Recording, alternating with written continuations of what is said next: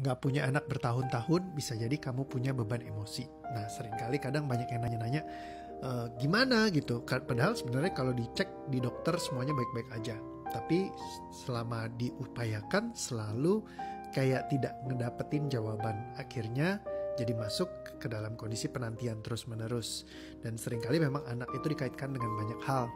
Ya kayak misalnya pengen banget untuk bisa wujudkan impian orang tua. Jadi pengen punya anak misalnya. Atau ya kalau belum punya anak belum jadi wanita yang sejati.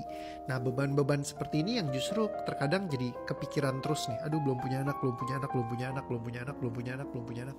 Akhirnya jadi kecanting belum punya anak. Nah akhirnya jadi bikin ketakutan dan kekhawatiran inilah yang jadi merusak sistem hormonnya dia gitu. Oh kok diteorin, wah kok cuma ngomong teori doang. Betul, tapi kebetulan juga banyak yang memang seperti itu yang terjadi di lapangan. Jadi kita bicara bukan sekedar teori, tapi apa yang terjadi di lapangan.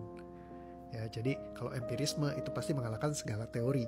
Ya kan, kita lihat aja yang terjadi seperti apa.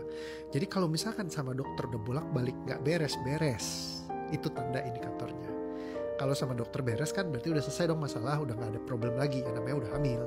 Tapi kalau udah datang ke dokter semua dicek baik-baik saja, tapi sampai gak bisa punya anak, it means there is something yang perlu dicek dari ranah bawah sadarnya. Mungkin ada ketidakselarasan yang terjadi.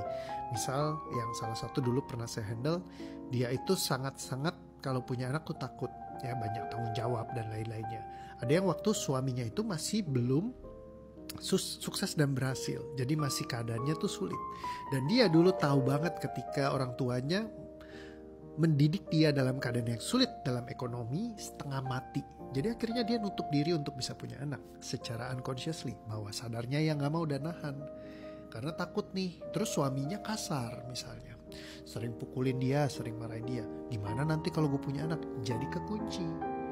Ya kan, karena kalau misalkan udah punya anak mau kabur kan gak bisa ya, udah ada anak nih susah gitu. Nah dan itu yang bikin jadi ke hold gitu. Jadi akhirnya memutuskan bahwa sadar untuk gak mau punya anak. Nah yang kayak gini-gini perlu kita beresin. Ya siapa tahu jadi jawaban. Belum tentu juga sih, bisa jadi enggak. Tapi kalau misalkan diberesin dan benar-benar clean, akhirnya bisa jadi jawaban, bisa membantu dalam kehidupan jadi lebih menyenangkan. Kenapa enggak kan? Ya dicobain aja.